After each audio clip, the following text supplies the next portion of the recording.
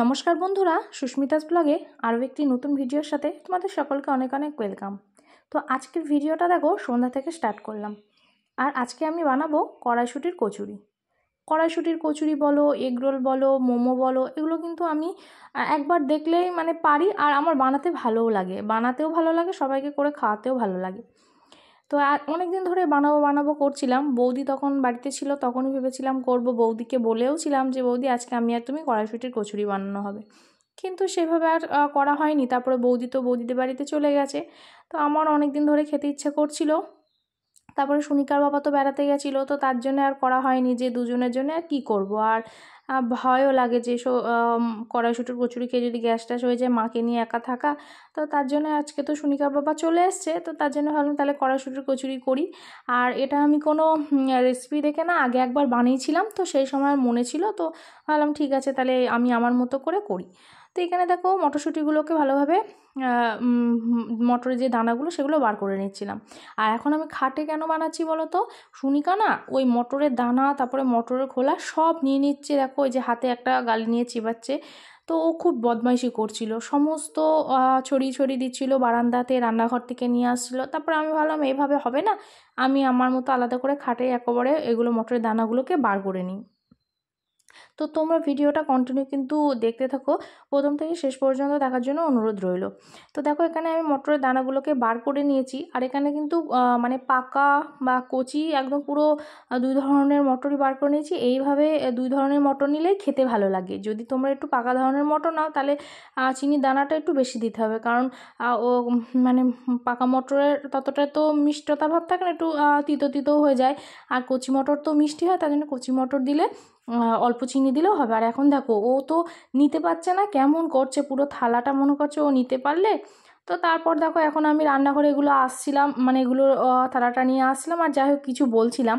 আর এর আগে আমি একবার যখন করেছিলাম তখন মা সিলে বেটে দিয়েছিল। আর আজকে দেখো এখানে আমি বাটিতে এগুলো ঢেলে নিলাম, তারপর ভালো করে একটু ধুয়ে নিয়ে এগুলোকে হালকা ভাপিয়ে নিতে হবে। হালকা ভাপিয়ে না, পুরো ভাপানোর দরকার নেই, হালকা ভাপিয়ে নিলেই হবে। তারপরে তো মিক্সিতে একবারে পেস্ট করে নেবো। তো এখানে দেখো ভালো করে ফুটে উঠেছে, আর মোটামুটি 5 মিনিট মতো ফোটার পর আমি দেখলাম যে হালকা নরম হয়ে গেছে। এরপর আমি গ্যাসের ফ্লেমটাকে একদম পুরো লোতে দিয়ে আরও 2 মিনিট ফুটিয়ে গ্যাসটাকে অফ করে দিয়েছিলাম। তো এখানে আমার ভালো করে সিদ্ধ হয়ে গেছে। একটু ঠান্ডা হয়ে গেলে তারপরে আমি আবার কী করলাম, মৌরি নিয়েছিলাম, আর মৌরি গুঁড়ো করা ছিল।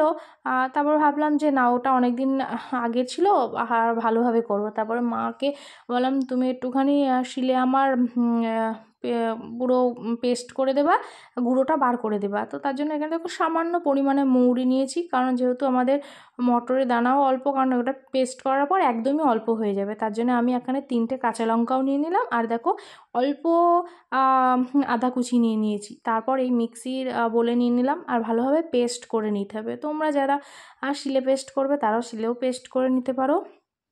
আর এখন দেখেছো কালকে এটা আমি তো আজকেই ভয়েস ওভার দিয়ে আজকে ভিডিওটা আপলোড করছি।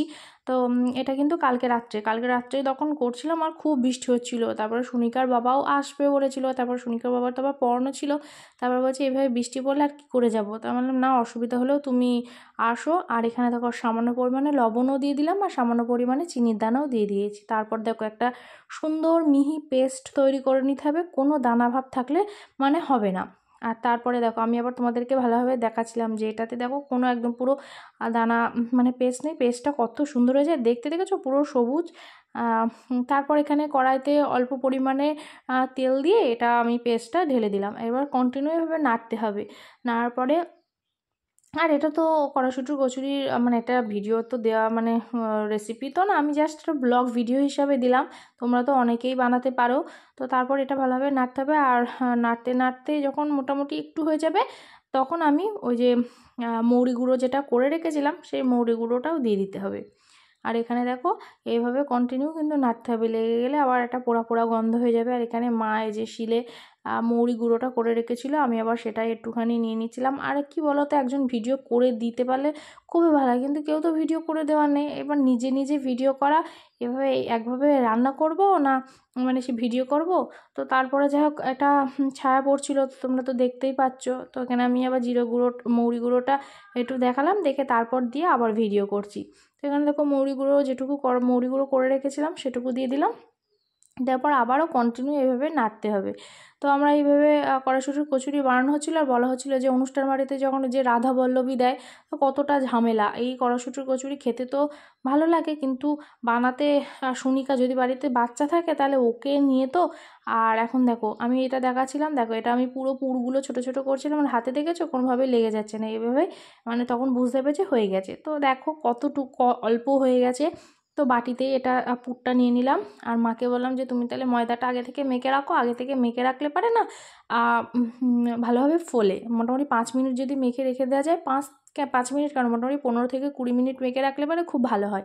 তো মা এখানে ময়দাটা মেখে রাখছিলো, আর আমরা সন্ধ্যেবেলা সুনিকা বাবা চলে এসেছিলো, সুনিকা বাবা সুনিকা সবাই মিলে গল্প করছিলাম, আর ও সে ঠান্ডার মধ্যে চলে যাচ্ছিলো রান্নাঘরে, তার জন্য আবার একটুখানি ফোন দেখানো।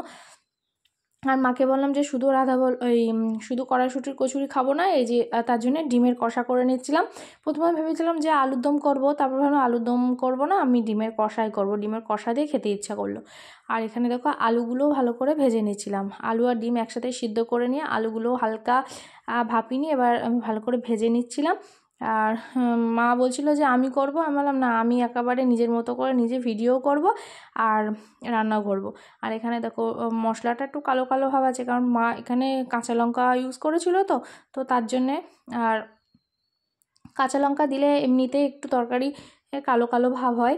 তো এখানে দেখো কোনো গুঁড়ো লঙ্কা অ্যাড করিনি। তো এখানে আমার ডিমের কষাটা প্রায় রেডি, জল ঢেলে দিয়েছিলাম। তো এখানে হালকা ফুটে উঠলে পরে একটু চাপচাপ হয়ে গেলে তারপর আমি এটাকে নামিয়ে নেব। আর তার মাঝে মা তো ময়দাটা মেখে রেখে দিয়েছিল। তো এখানে দেখো থালাতে একেবারে পুরো নামিয়ে নিয়েছি, 3 জনের মতো অল্প করেই করলাম। তো এখানে ময়দাটা ভালোভাবে মাখানো হয়ে গেছিলো, তারপর আমি বললাম যে তাহলে এবার করে নেওয়া হোক, কারণ আবার বৃষ্টির ওয়েদার, শুনছি বাবা আবার কালীগঞ্জের বাড়িতে চলে যাবে। তো এখানে দেখো ভালোভাবে নিচিগুলোকে কেটে নেওয়া হচ্ছে, আর এভাবে পুর ভরে এভাবেই করা হয়। তো এইভাবেই তো বেসিক্যালি করে। তো দেখো আর এই সময় না আমি একা কীভাবে ভিডিও করবো, ভিডিও তো করা যাবে না স্ট্যান্ড ডাউনে, তাই সুনিকার বাবাকে বললাম তুমি 5 মিনিটের আমাদের ভিডিওটা করে দাও। তাই সুনিকার বাবা ওইটুকু টাইম করে দিয়েছিল। আর সুনিকার প্রচণ্ড ঠান্ডা লেগেছে, ওকে আগে দুধ খাইয়ে দিয়েছিলাম, একটু গরম গরম দুধ খাইয়ে দিলাম, তারপরে দেখলাম ওর মোটামুটি একটু ভালো লাগছে। আর বৌদি থাকলে আরও বেশি ভালো হতো, কারণ বৌদি নেই তার জন্য আরও বেশি খারাপ লাগছে, কারণ বৌদি যখন ছিল তখন বলেছিলাম তো যে করব। তারপরে দাদা বাড়ি আসবে, দাদা বাড়ি আসলেও আমি এই দাদাকে বানিয়ে খাওয়াবো, তখন বৌদিও থাকবে দাদাও থাকবে, আর মাঝে আর করব না, আবার বৌদি দাদা আসবে তখন করব। আর মাঝরাত্রে কালকে তো সুনিকার তো খুবই শরীর খারাপ ছিল, কেন জানি না, হঠাৎও কোনো দিন এরকম করে না। রাত 12টা বাজে তখন হঠাৎ দেখি উঠে কাঁদতে শুরু করে দিয়েছে, কাঁদতে কাঁদতে এতটাই কান্না করছে যে কাশি শুরু হয়ে গেছে, কাশির পরেই বমি। তো ওকে নিয়ে তো খুবই ভয় লাগছিল, তারপরে তো কোনো রকমভাবে কান্না থামায় না। তারপরে আবার কী করলাম, একটু ফোন চালিয়ে দিলাম, একটু কার্টুন দেখলো, কার্টুন টার্টুন দেখার পরে তারপরে মেয়ে সে ঘুমালো। এরকমও কোনো দিন আগে করেনি, হঠাৎই এরকম করছিল। তো তারপরে দেখো এখানে আমি কড়াইশুঁটির কচুরিগুলো ভাজতে শুরু করে দিয়েছি, আর তেলে দেওয়ার সাথে সাথে কত সুন্দরভাবে ফুলে উঠছে দেখো, আর খেতেও কিন্তু খুবই সুন্দর হয়েছিল। তোমরাও যারা এখনও খাওনি ওইভাবে বানিয়ে দেখো, খুব ভালো লাগবে। তো আমি কিন্তু এটাতে কোনো হিং বা আদার্স কিছু ইউজ করিনি, জাস্ট বাড়িতে থাকা উপকরণ দিয়ে একদম বানিয়ে নিলাম। পুরটাতে একদম পুরো আদা বাটা আর একটু নুন চিনি কাঁচা লঙ্কা দিয়ে পেস্ট করে নিয়ে পুরটা তৈরি করলাম, অল্প মৌরি গুঁড়ো ছড়িয়ে দিয়ে। আমি দেখেছিলাম হিং টিংও দেয়, তো এইসব আমি আর ইউজ করিনি। তো এখানে দেখো সুনিকার বাবাকে প্রথমে খেতে দিয়ে দিলাম ওই যে ডিমের কষা, আর এই যে ফুলকো ফুলকো রাধা বল্লভী, খেতে কিন্তু সত্যি বলছি খুব সুন্দর হয়েছিল। সুনিকার বাবাকে বললাম যে তুমি আগে খেয়ে বলো যে কেমন হয়েছে খেতে। তো সুনিকার বাবা বললো খুবই সুন্দর। তারপরে মা আবার স্যালাড বানাচ্ছিল, শসা পেঁয়াজ কুচিয়ে দিল।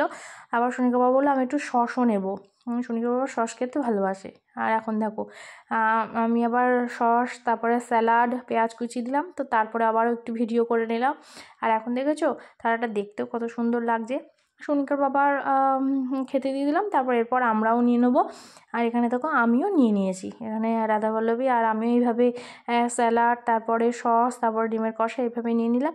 আর এই কড়াইশুঁটি কচুরি বানাতে গিয়ে একটু অসুবিধা কি, যদি কোনো কিছু মানে একটু ফেটে যায় তাহলে সেই পুরগুলো বার হয়ে তেলে পুরো ছড়িয়ে গিয়ে কালো কালো হয়ে যায়। তো এটাই হচ্ছে মানে রাধাবল্লভী বানাতে গিয়ে সমস্যা। আর তারপরে কিন্তু আমার ওই যে কাঁচরাপাড়া জেঠু একটু ফোন করেছিল, জেঠুর সাথে কথা বলা হলো, জেঠু তো আসবেই। তো চলো সবাইকে টাটা, দেখা হচ্ছে পরের ভিডিও।